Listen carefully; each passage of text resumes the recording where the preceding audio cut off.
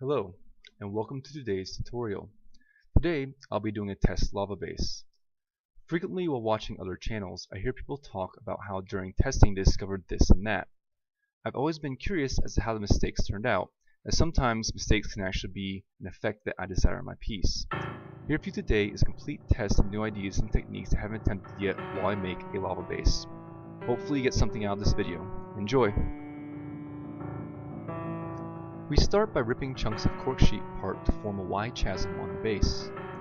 Once I like the general pattern of the pieces, I tear up any straight edges that are on the base and then glue the pieces into place. Since cooled lava flows are very rarely flat, I add more cork sheet on top of the bottom layers to build up into a rocky texture.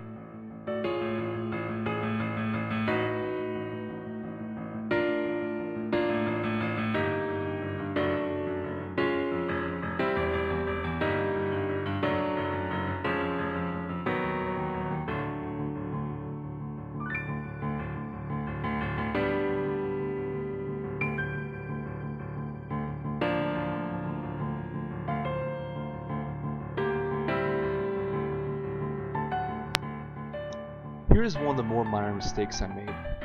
Once I had the cork sheet in place, I should have added more white glue between the rocks and then used a tool to create flow lines in the glue which would add texture to the lava during the painting phase.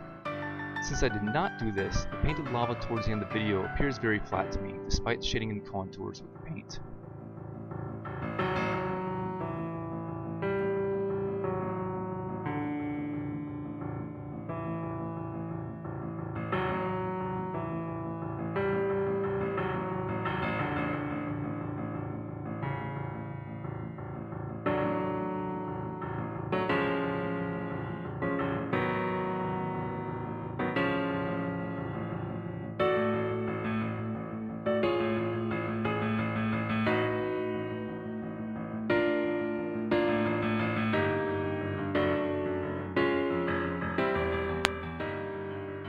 I now trim up the excess cork sheet from the base.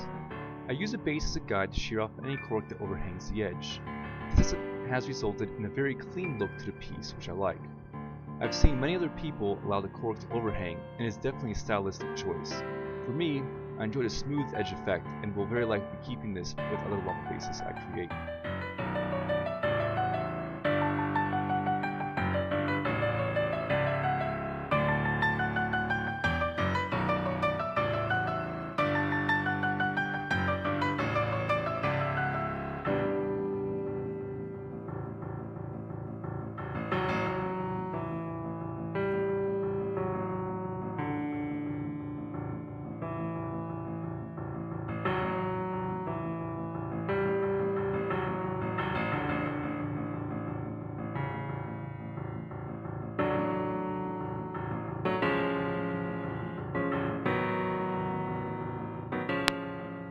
As you can see, cork sheet is very flat, and I really dislike the layered look that's giving the rocks. To hide and even eliminate this appearance, I started cutting into multiple layers at once from various angles to create a continuous edge. This allowed me to transform sheets of 2 or 3 layers into what appears to be one contiguous rock.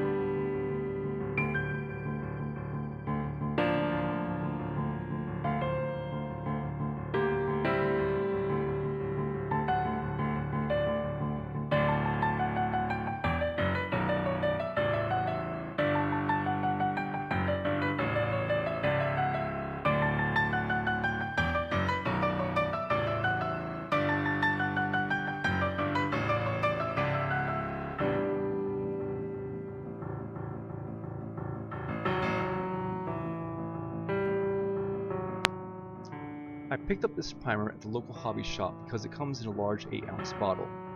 I made two major mistakes with this product though. First, I did not realize that, unlike Alclad's other products, this is not water soluble, and thus, during cleanup, I managed to turn a thin layer of excess primer into a gloppy, sticky sludge that took me about 3 hours to fully clean and declog my airbrush with. Secondly, this paint dries in a satin to near glossy finish, which made the next step, applying the next layer of paint, very difficult, as the paint always wanted to slide and pull up no matter how low a PSI setting I used in my airbrush. I was also unprepared for how porous the cork is, and I did not realize just how much primer it soaked up.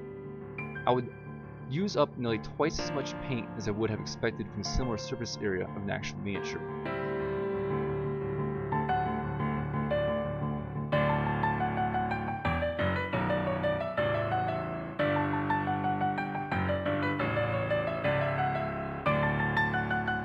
Most lava rock I have seen in reference photos is a grayish brown, so I decided to base coat with medium gray. I'm not too worried about overspray, as it will help with my attempts to divine a depth of the lava later on.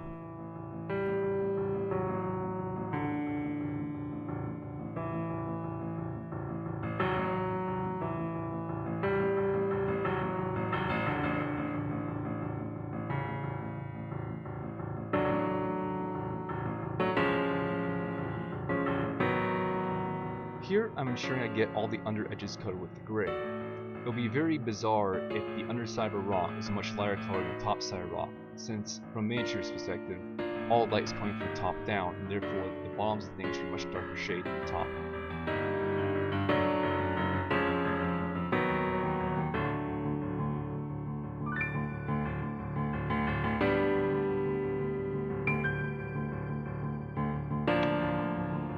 I begin my first actual color layer with a dark brown.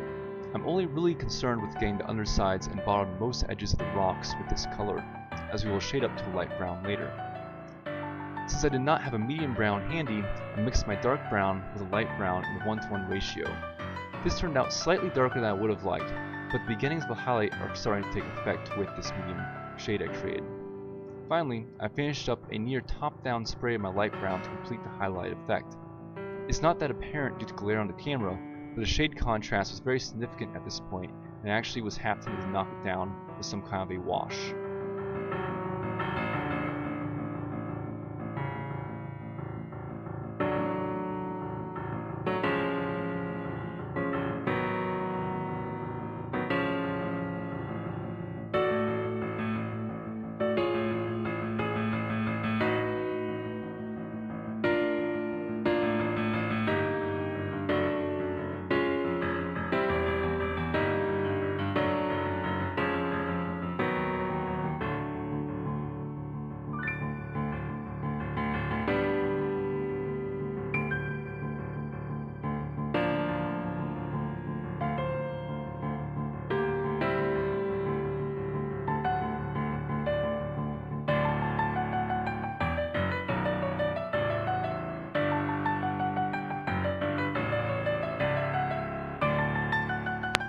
I begin painting the lava with red. After reviewing professional mural artists' videos on how they paint fire, I realize now that I should have gone about this process in a completely different manner. What I should have done is base the lava in black and then use a transparent light to draw flow lines. After the flow lines were drawn in white, I should have gone over it again with a yellow or a light orange, then repeated the process several times, after which the overlapped areas which were highlighted the most I would have hit one more time with white and then yellow, and then I would have shaded the dimmer areas with red. Here, I'm completely out of sequence with that technique, starting with red, trying to create flow lines with orange, which turned out way too dim to be able to see, and then I tried to highlight again with white before glazing over with yellow. I repeated this process 3 more times. Unfortunately, my camera ran out of memory a couple of seconds into the second layer, and so I'm only able to show the first terrible looking layer in this video. For a technique that I'll be attempting in my next lava base, check out the video by Mural Joe, linked to in the description.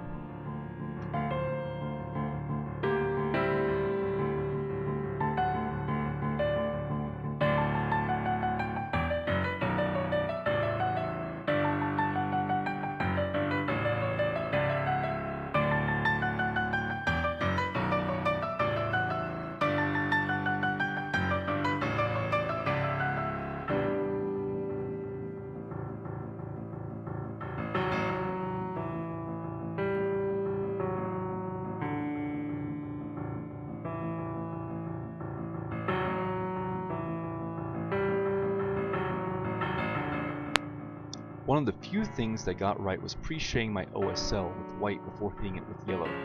I should have gone over it one more time with the transparent white closer to the lava's edge to really get a glowing feel, but I did not, so rocks seem to feel more reflective than rocks really should be in real life.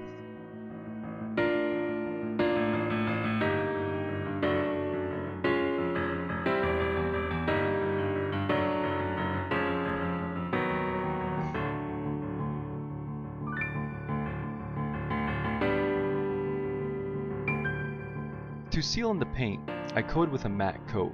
In retrospect, I should have followed this up with some of the concrete and dust washes that I have to give the rocks a sooty and gritty look to them. Alas, I had not, and so the rocks look flatter than I would have liked them to.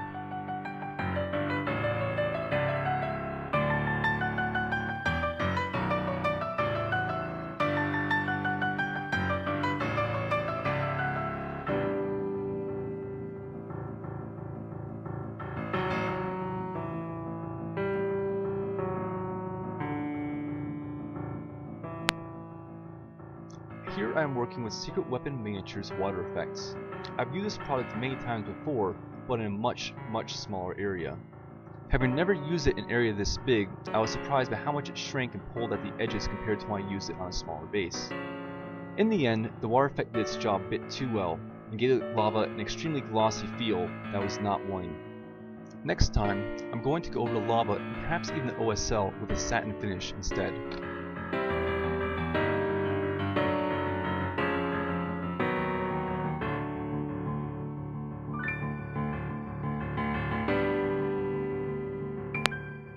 As you can see, I spent a lot of time trying to get the air bubbles out with the paintbrush.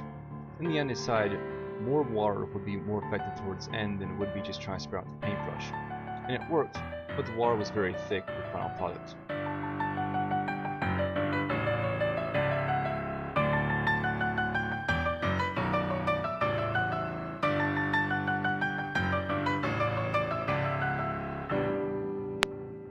Finally, I clean up the trim with black to mask the oversprays.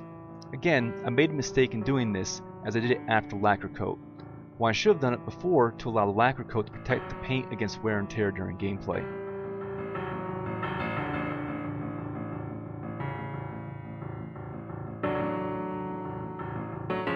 The total time for this project took about 7 or 8 hours. That includes mistakes for the airbrush, cleanup, and drying times. Actual time spent painting, 20-25 minutes tops, so doing these in a series on a manufacturing line may be very efficient for doing a large number of bases.